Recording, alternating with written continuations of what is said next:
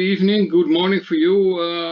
I assume Jericho Brown from the United States. I am not exactly familiar with the place, the location that you are at the moment. You are a writer, a poet, a professor. You were awarded the Pulitzer Prize for Poetry in the US this year. Congratulations. And you wrote a marvelous opinion piece the other day, which I read in The Guardian. And actually, I translated it into Dutch for your information. It's the basic message of that opinion piece is that we should actually maybe get rid of the police, abolish the police. Can you elaborate a little bit on that? Well, in the United States, the police is an institution that hasn't worked for us for about 100 years. And we know that it hasn't worked because they murder innocent black people. They murder unarmed black people unnecessarily. And in the last 100 years, there are very few times, you could probably count them on one hand, where these murders have come to any justice. The police never get indicted. They're never in a jury proceeding. They never come away with a guilty verdict. It seems that there is very little value on black life when it comes to police officers. So if that's the case and we have that history, if we have the statistics, if we have the data points, if we have the history necessary to look at what the police have done in the past, and we look at the present tense, we look at what is happening right now, then we can sort of see that there's a problem between the police and black people. And how do you solve that problem? Well, one way people want to believe we can solve that problem is through reform. But I have been hearing about police reform since the 1980s. And I was born in 1976, which means I have been hearing about police reform since I had an ear to listen. And yet no supposed reform makes a difference. Body cams don't seem to make a difference. Police are quite brazen and really audacious. The police officer who murdered George Floyd by leaning on his neck did so while people looked on, while people were recording it happen, while people said to him that they think, civilians walking by, passersby, saying, I think the man is dying. I think George Floyd is dying. And yet he continued to murder him because of a deep-seated belief informed by history that nothing could go wrong with murdering George Floyd. That police officer, Chauvin, I think is his last name. He was under the impression that that was okay. And if that's the case, if we know that these things aren't working, then there's something we need to do about the police. And I don't think we can possibly reform them. I think an entirely new system of community policing and of investigation is going to have to come to bear if we are going to be able to move on in this country from the police, which means we need to abolish the system as it is. I should add to that. And I'll say this because I mentioned it in the piece in The Guardian. In all of these conflicts in the United States that black people have with the police, the two parties are black people and the police. So either you want to get rid of all the black people or you want to get rid of the police. So and if you want to get rid of all the black people, that, my friends, is racism. Yeah, I see that Bart is there as well at the moment. So hello, Bart. Hi. We already started the interview. But Jericho, did you also think about what should come in place of the police as it is right now? Because this is, of course, a big question that many people are starting to ask right now. Okay, so it's a good idea to abolish the police, but my God, it may be that we get some kind of private army back instead of the police, and then we are even more lost than we are already. Yeah, I think there can be literal investigative units for heinous crimes. For instance, something like murder would take an investigative unit, and obviously we don't want people running rampant committing murder. But something like traffic stops, for instance, where many police officers are stopping people only because they're black, we don't need that in the United States. Something like these patrols, we find that patrols are happening in African-American neighborhoods in ways that they are not happening in other places. You know, no one ever patrolled Mike Epstein's house as 13-year-olds were going in and out of that house. Do you understand what I mean? And yet, if I were to stand on the corner of a certain neighborhood, sooner or later a police officer would approach me and ask me why I was standing there, as if standing is against the law. Do you see what I mean? So the numbers, this is why a lot of people are talking about defunding the police. The police only solve so many of their crimes a year, particularly when it comes to theft. They hardly solve any crimes at all. But, you know, I mix the numbers up and I shouldn't, but I think they're about half, somewhere between 40 and 60% when it comes to things like violent crime. So when it comes to those things, do you need all of those officers and all of those resources if you're only doing that much of the work? Can you only use the resources that you would use that actually are working, as opposed to the resources that you're using for people like George Floyd, for people like Breonna Taylor? Breonna Taylor was murdered in her house because of a no-knock warrant. The police opened the door and started shooting in her house. I would like to also add that when the police broke into her house, they had the wrong house. So that's the kind of thing. I don't understand why we are trying to keep an institution that can't get the house right. If you can't get the house right, this is not the first time that the police haven't gotten the house right and murdered people in the house. There's a police officer earlier in the last 2 years who walked into someone else's house thinking it was her house and shot the person who was in the house. She was a police officer? Whoa. So it just doesn't seem like that's working for them. I'm not sure why they are having a hard time admitting that. But, you know, that's on them. I am all for other institutions coming forward to reemploy those people. And I am all for the police finding ways to downsize themselves and to change who they are into something else not called the police, particularly when it's really only about patrolling black people. Yeah, now this whole story of abolish the police or defund the police is developing into a rather big campaign.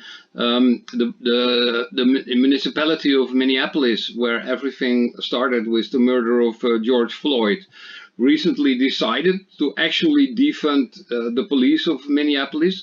Do you think that this has a chance of becoming a reality in more cities and states in the US?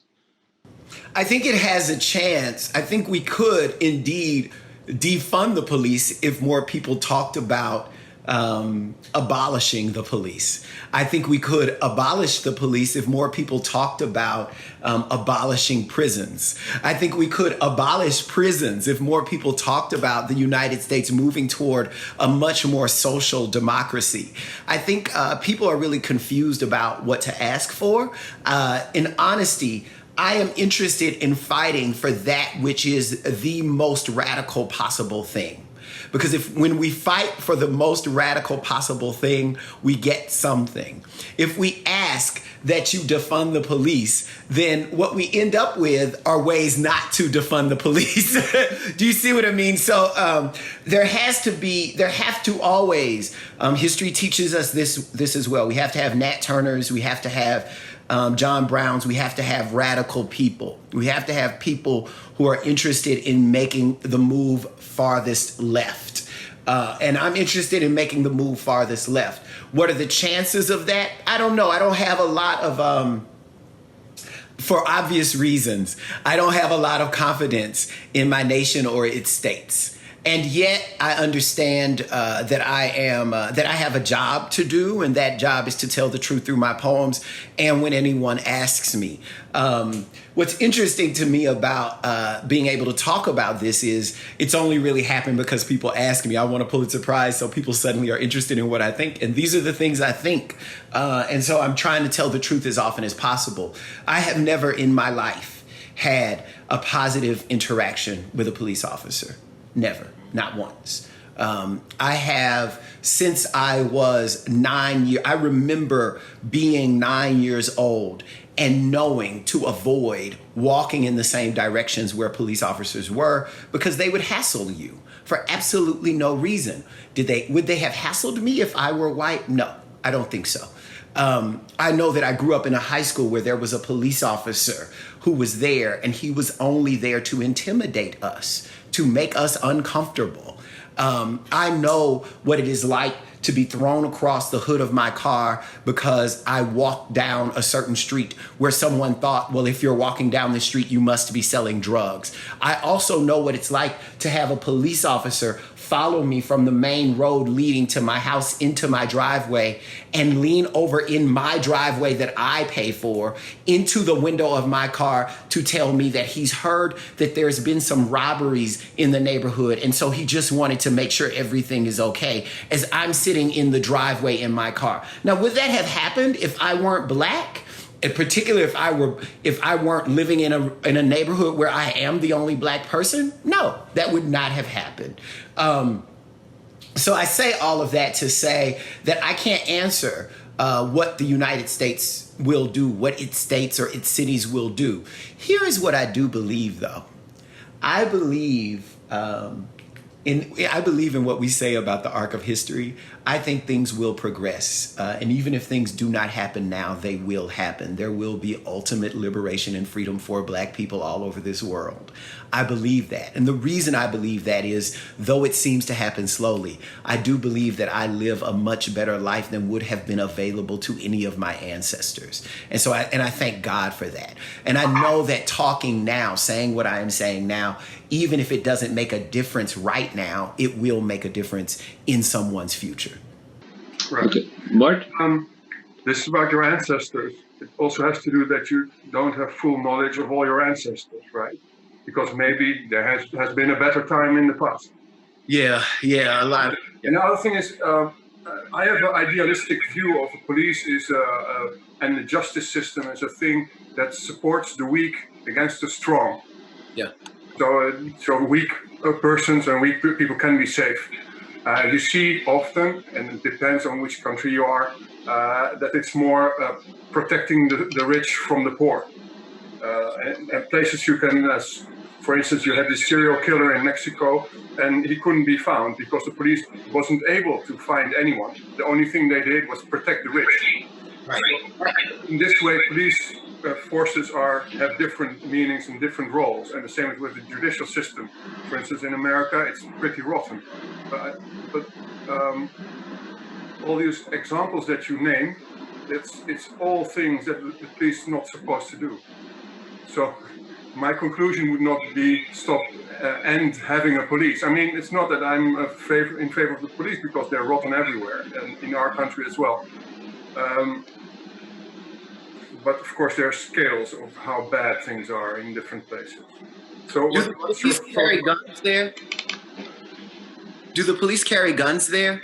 Yeah, they do, and they shoot innocent people, and they kill people they arrest even though they're innocent and they didn't do anything. Yeah, right. But we have a small country, so. And they are racist. Mm-hmm. Yeah, there are countries where the police do not carry guns. There are countries where the police have different ideas of what it means to de-escalate a situation. The police in the United States are really interested in escalating situations, and they're not very good at understanding that civilians, that part of their job is to be able to handle civilians who don't understand that they are escalating a situation. So we have a lot of trouble here, and I do understand wanting to believe that the police can work. I totally get that. I would like to believe that, for instance, capitalism, as we have it, could work, but I think the coronavirus has taught me that it won't. Right. I would like there are all kinds of things, you know, that turns out to be the propaganda of the United States. There are all kinds of things that I would like to believe work, but then when I have to be honest with myself, I don't see it. I don't see how the bias against Black people all over this world and in the United States in particular, I don't see how that could lead to something like policing working. I don't see how. It doesn't, no. Okay, maybe a last question then, because in November you have presidential elections. Now the acting president of the United States is one of the prime racists of this world, but he also has a substantial following. And one of my takes on this whole issue has been from the start that this might be, and I'm not exaggerating when I say this, the start actually of the Civil War 2.0. Do you see a faint possibility of that happening? Because there are already reports of white vigilantes, white people driving cars and vans into big audiences that are on the street, other kinds of incidents of white people carrying weapons and shooting at Black people. It sounds pretty awful. Yeah, I see the possibility for that. Yes. My trouble with that is that I just think I would like to believe that it would be a short-lived war. If we were to have a war that came down to race in the United States, I would love to believe that those on the side of racism would very quickly lose that war. Could that war happen? Sure, of course it could happen. It could happen because people's imaginations run rampant. And it could, people see Black people, and, when people see, there's some white people who see one Black person and think they are looking at an army.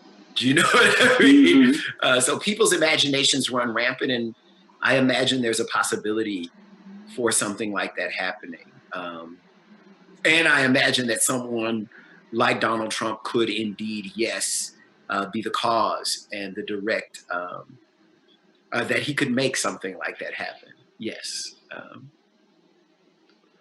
And then really finally, do you have a word of condolence or, I don't know,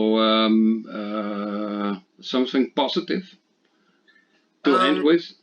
Yeah, I mean, I don't know if it's positive, but it is true that through it all, we manage survival.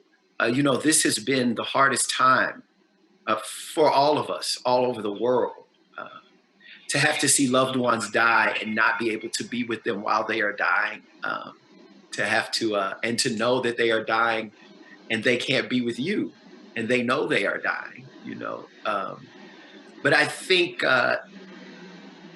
overall the response to this has been one person to person of love and of gratitude. And I think that's who we really are. And I think that we are surviving this moment as we have survived moments like it. And one thing that I believe about Black people is that we are a people capable of extreme and profound joy in spite of all kinds of occurrences. So I am very excited, actually, about this moment, and I'm glad. I send nothing but love to all of the people all over the world who have taken to the streets in protest, and who know right from wrong and champion that which is right. Thank you for doing that, and thank you for doing that under so many dangerous circumstances. It means the world, the literal world. So yeah, that's all I can say, finally. Okay. Thank you very much, Jericho, for this interview, and keep up the good work. Thank you. Thank y'all for Thanks. having me. Y'all have a great day.